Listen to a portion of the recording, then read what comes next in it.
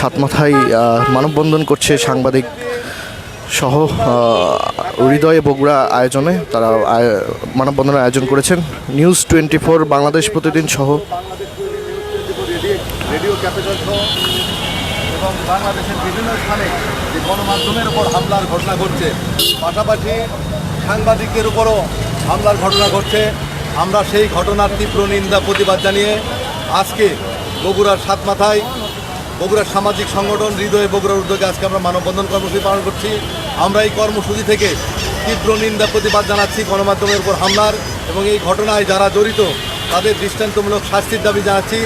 Police প্রশাসন সহ আইনশৃঙ্খলা বাহিনীর প্রতি আহ্বান জানাচ্ছি যে এই হামলার পিছনে যারা রয়েছে, এই হামলার নেপথ্যে যারা রয়েছে, যারা গণমাধ্যমের কণ্ঠ রোধ করতে চায়, যারা গণমাধ্যমের সত্য প্রকাশে বাধা হয়ে দাঁড়াতে চায়, তারাই এই হামলার ঘটনা ঘটেছে বলে আমরা মনে করি। এই দুর্বৃত্তদের বিরুদ্ধে আইনগত ব্যবস্থা নিতে হবে, তাদেরকে যেন দ্রুত আইনের আওতায় এনে শাস্তিমূলক ব্যবস্থা নেওয়া হয়।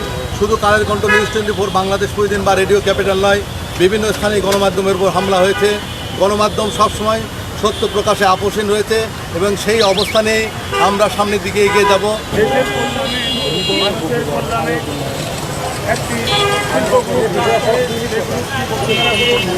এই গ্রুপের মিডিয়া প্রতিষ্ঠান বাংলাদেশ প্রতিদিন, Kaler Kantho, Daily Sun, news 24 এবং টি-পোর্টসকে হামলা করা হয়েছে। এই হামলার মাধ্যমে আপনারা জানেন আজকে যে নতুন দেশের স্বপ্ন ছাত্ররা দেখেছে, সেই স্বপ্নকে ধূলিসাৎ করার জন্য একটি চক্রমহল, একটি দুর্বৃত্ত এই মিডিয়া হাউসে হামলা করেছে। শুধু বসুন্ধরা মিডিয়া হাউস না, সারা বাংলাদেশের মিডিয়া কর্মীদের ওপর, সারা বাংলাদেশের অনেক টেলিভিশন এবং মিডিয়া হাউসের ওপর হামলা করা হচ্ছে।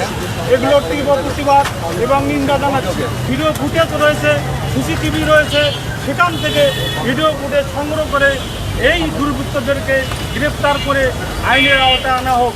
বাংলাদেশ প্রতিদিনের কণ্ঠ রোধ করার জন্যই এই সমস্ত দুর্বৃত্তরা হামলা করেছে। আমরা আসলে দেশের কথা বলি, মানুষের কথা বলি, বাংলাদেশের কথা বলি। আমরা কারো নজর বৃত্তি করি না। এই মিডিয়া হাউসগুলোকে নিরাপত্তা না থাকলে এদেশের হাজার হাজার মানুষ, লক্ষ লক্ষ মানুষ বেকার হয়ে যাবে। কোটি পাঠকের কণ্ঠকে বন্ধ হয়ে যাবে। কোটি পাঠকের দৈনিকগুলো যাতে আগামী দিনে আরও ভালোভাবে চলে, ভালোভাবে পাঠকের খাবার আমরা পণ্য হিসেবে ব্যবহার করতে পারি। মিডিয়া হাউসে হামলা হওয়া এটা আমরা তীব্র নিন্দা জানাই, প্রতিবাদ জানাই।